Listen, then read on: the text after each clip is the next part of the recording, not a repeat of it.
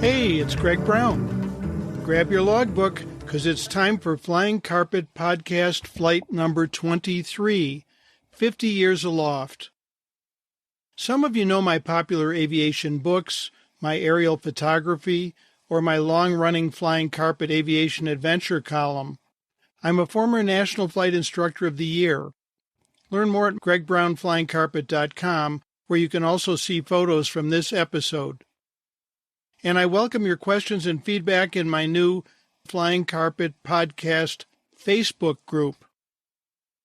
Recently, I was awarded the FAA's Wright Brothers Master Pilot Award for 50 years of safe piloting. Well, today I'm going to share some of the developments I've experienced over those 50 years. This story kicks off a whole series of future episodes sharing my many cockpit adventures over those 5 decades. Okay, everyone. Hop aboard my flying carpet, snug up your seatbelts, and prepare for takeoff on today's adventure, 50 Years Aloft. Clear prop.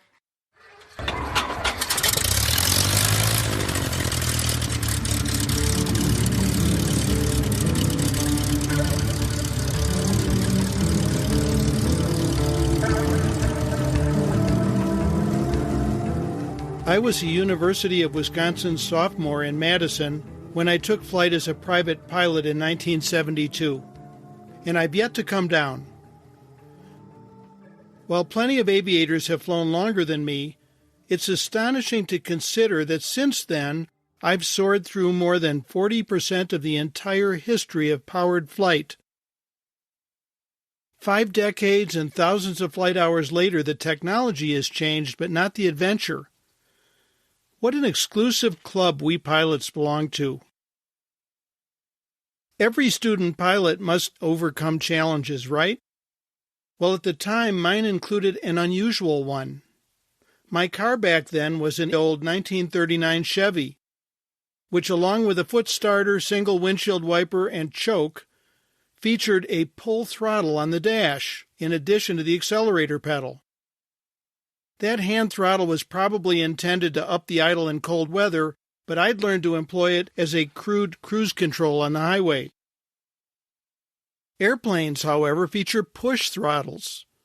So upon starting flight lessons, I had to overcome the bad habit of pulling the throttle to add power and learn to push it instead. That led to some very interesting flight experiences, especially when it came to mastering stall recovery and landings while using the throttle improperly. My primary instructor, Bob Vetter, was a hands-off guy. I remember escaping a flock of Air National Guard F-102 Delta Daggers clogging Madison's traffic pattern one day, only to inadvertently enter a spin due to inadequate rudder application during stall practice. "What are you going to do?" asked Bob, his arms passively crossed while the world whirled around us. "I don't know," I replied. Without touching the controls, Bob calmly instructed me to pitch the nose down and apply opposite rudder. He probably had to repeat that more than once. But once recovering with my own hands under his guidance, I would never again doubt my ability to escape a spin. More wisdom from Bob for a new VFR pilot. Never fly into weather you can't see through.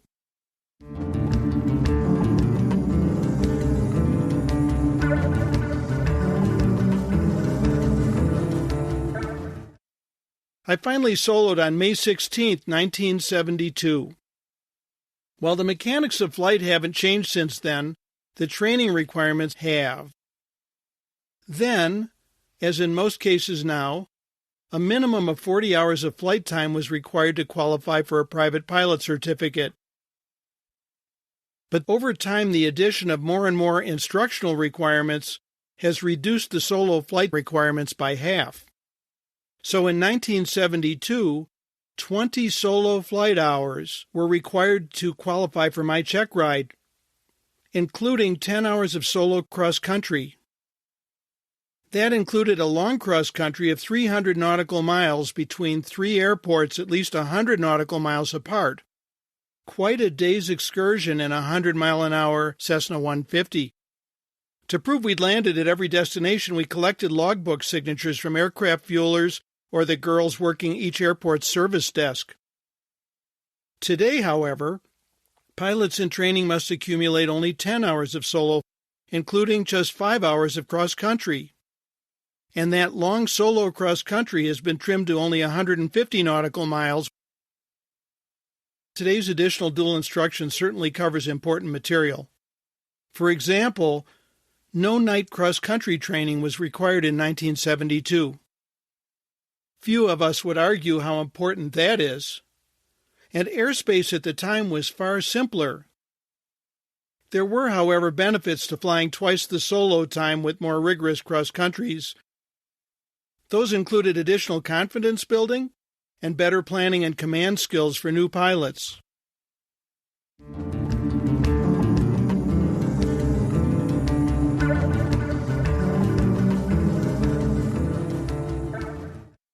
Anyway, few memories survive from the autumn day I earned my wings at Truax Field in Madison, Wisconsin, now called Dane County Regional Airport. Just that examiner Claude Frickleton was dissatisfied with my sparing use of elevator trim in the traffic pattern. "Here, I'll show you," he said, and demonstrated our final touchdown using only rudder pedals and the elevator trim wheel. My logbook yields no hint of excitement at passing that day, nor any appreciation of the decades of joy and aerial adventure to follow. Only that following 9 months of sporadic training between college classes and breaks, I earned my pilot certificate the day before Thanksgiving, 1972, with 48 flight hours. More telling entries reveal that within days afterward I treated my then-girlfriend and my best buddy to airplane rides.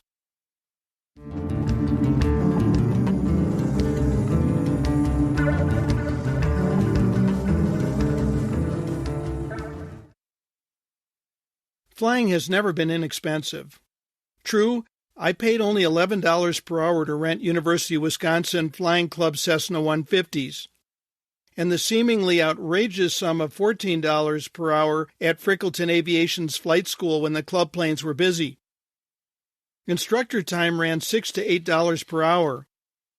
I recently found my original check ride receipt for a now astounding $34.98, including airplane rental and examiner fee. All that sounds cheap, but at the time it cost just 25 cents per gallon of gasoline to fuel my old Chevy, and $2,000 to $3,000 bought a new car. Do the math and you'll see that everything cost less than 1/10 of today's prices. In the context of 1972 income and expenses, flight training cost the same or even a bit more than it does today. What has changed is the relative cost of new airplanes. In those days, most everyone trained in and fit into fuel-efficient two-seater aircraft. Also, the industry produced some 18,000 aircraft per year in the 1970s versus just a few hundred per year today. Between lesser equipment and the economies of manufacturing many more airplanes, a basic new four-place aircraft cost about $15,000 in 1972, about 5 times the price of a nice new car. Today's ratio is greater than 10 to 1.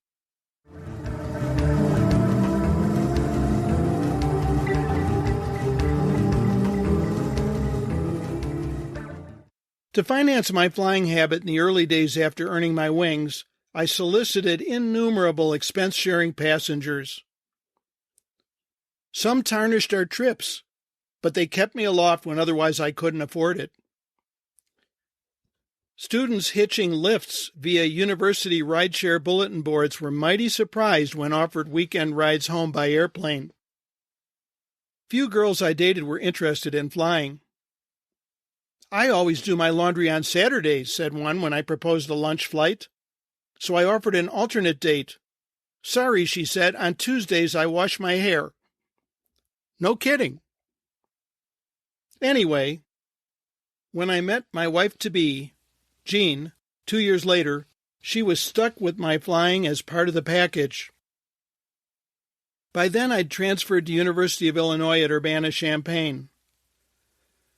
Given a student's limited budget, our early flight adventures were mostly limited to 50-mile dinner dates to the airport's steakhouse at nearby Mattoon, Illinois, and to motorcycle parts runs to nearby Decatur, Illinois. Over the years came more flying clubs, and ultimately Gene and I invested in our own decades-old, fits-our-budget airplane. You know it, the Flying Carpet, a four-place Cessna 182.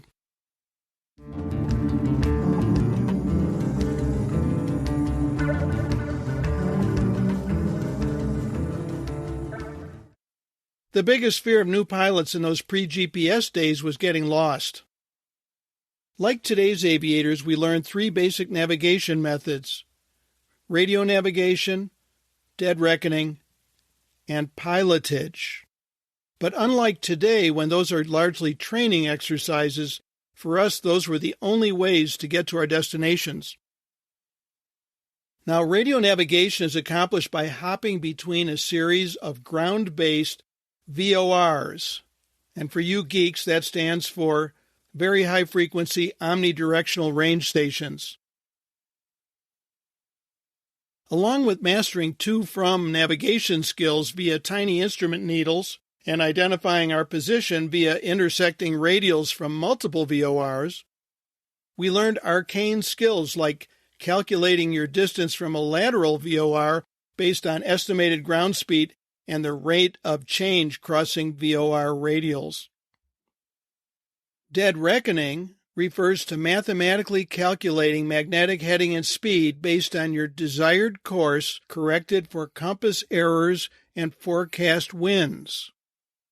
This method was employed by Lindbergh, for example, to cross the Atlantic, as it requires neither radio navigation nor identifying landmarks. It's all pre-calculated.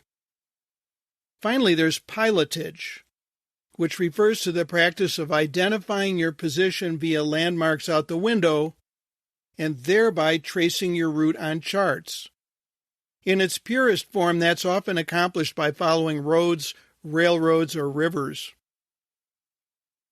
Unless a river or highway extended the length of your trip, radio navigation was usually the most straightforward method. But although there were many more VOR stations in those days than there are now, coverage was spotty in some areas, and reception often poor to non-existent at low altitudes, say when flying under a cloud layer. So VFR pilots also had to be skilled at integrating pilotage and dead reckoning. The only way to determine time to your destination was to time your passage between known checkpoints, say towns or rivers or airports, divide the distance by time flown between them, and apply the resulting wind-corrected ground speed to the remainder of the trip. The mechanical E6B whiz-wheel flight computers we used for that purpose were relatively easy for us to master back then because everybody learned slide rule in school. Still, when passengers asked, "What's that little town beneath us?" we rarely knew off the cuff unless it was a predetermined checkpoint. By the time we computed position based on estimated ground speed and last checkpoint crossing time, the place was out of sight. To counter passenger fears that our pilot is lost, I learned to explain that navigating between checkpoints is like driving an interstate highway. You might not know your precise location between exits, but you knew where you'd been and where you were going. I do remember panicking on a flight home from Winona, Minnesota to Madison one day about whether an unforecast crosswind was blowing me off course because I couldn't receive any VORs nor recognize any landmarks. The rule of thumb under such circumstances was to maintain your calculated heading rather than wandering around and getting even more lost. Eventually, I encountered the unmistakable Wisconsin River and then Interstate 90 and U.S. Highway 151, which together funneled me back to Madison. We navigated in macro scale back then. If pilots did get seriously lost, some flight service stations offered a service called DF Steer. DF Steer required special direction finder equipment at flight service, but not in the plane. Flight service specialists would take a radio bearing from your transmissions, then have you turn 90 degrees for a defined number of minutes, and then take a new bearing. So by triangulation and time, they could estimate your distance and direction from the antenna. Armed with distance and direction, they could estimate your location and direct you toward an airport. Needless to say, any sort of time or distance to station readout was unimaginable in those days, much less a moving map display. No wonder GPS is such a hit. Oh, and lacking cell phones or handheld radios, we were taught to continuously monitor for emergency landing sites near highways or farmhouses where we might easily walk for help.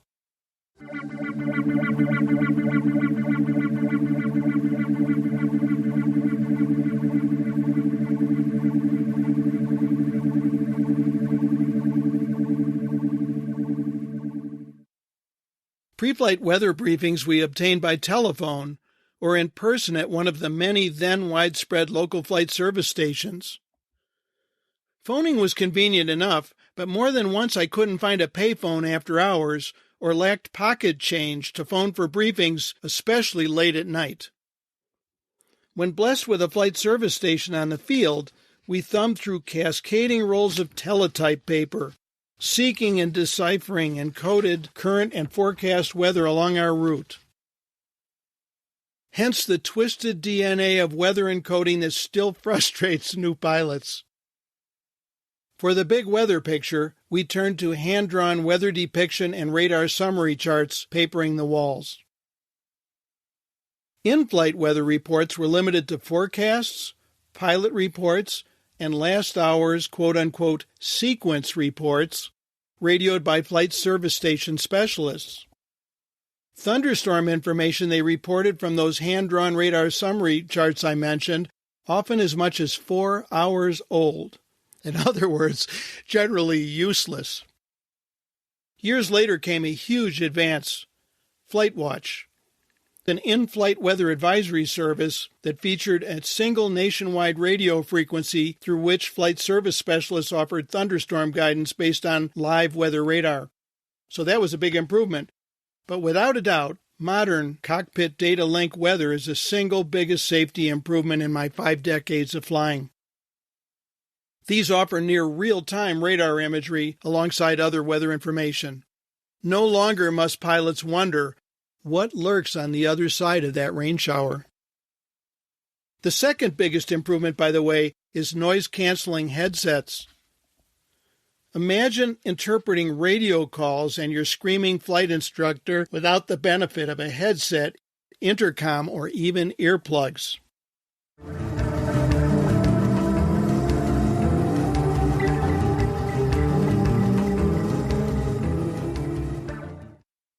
While many modern aircraft have only incrementally evolved, the big revolution has been in avionics. In 1972, most VFR aircraft featured one semi-reliable NAVCOM radio and nothing else. More than once I had to decipher out-of-kilter radio frequencies after the radio tuning knob drive belt slipped. Since then, there have been constant avionics improvements, and today's microelectronics have lowered flying costs even while enhancing safety. Portable GPSs and tablet computers inform pilots as to precise location, weather, terrain, and traffic in even the most basic aircraft. Pay attention and we're far less likely to accidentally penetrate a thunderstorm or fly up a dead-end canyon than before.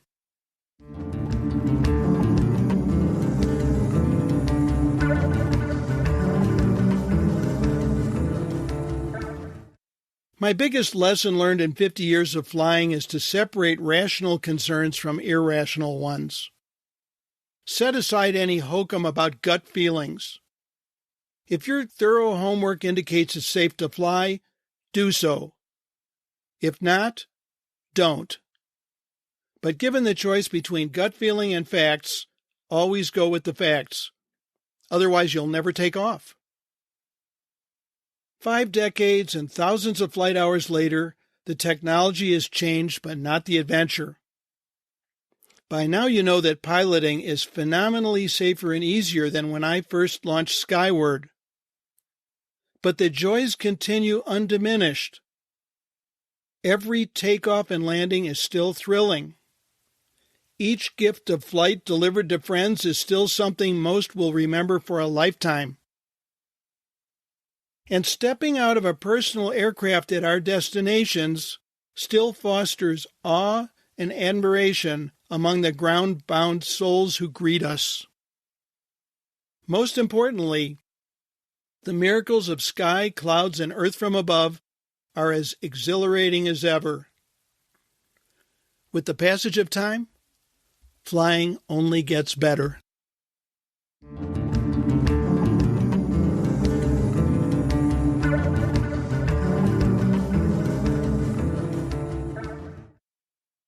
Thanks for riding along on today's Flying Carpet podcast, 50 Years Aloft. I welcome your questions and feedback via my new Flying Carpet podcast Facebook group. Please share your favorite Flying Carpet episodes on social media, post reviews on your favorite podcast directories, and consider treating the Flying Carpet to a gallon of avgas via my Greg Brown Flying Carpet website. Thanks in advance for your support. If you enjoyed this story, you'll appreciate my book, Flying Carpet, The Soul of an Airplane, for which I was named Barnes & Noble Arizona Author of the Month. Learn about that and my other aviation books at gregbrownflyingcarpet.com. Also at my website, you'll find my views from the Flying Carpet aerial photography, available in fine art metal prints and pilot achievement plaques. Follow my social media sites, most of which can be found by searching Greg Brown Flying Carpet. And consider joining my Student Pilot Pep Talk group on Facebook. Thanks again for joining me on today's Flying Carpet Cockpit adventure. Music by Hannes Brown. See you next time.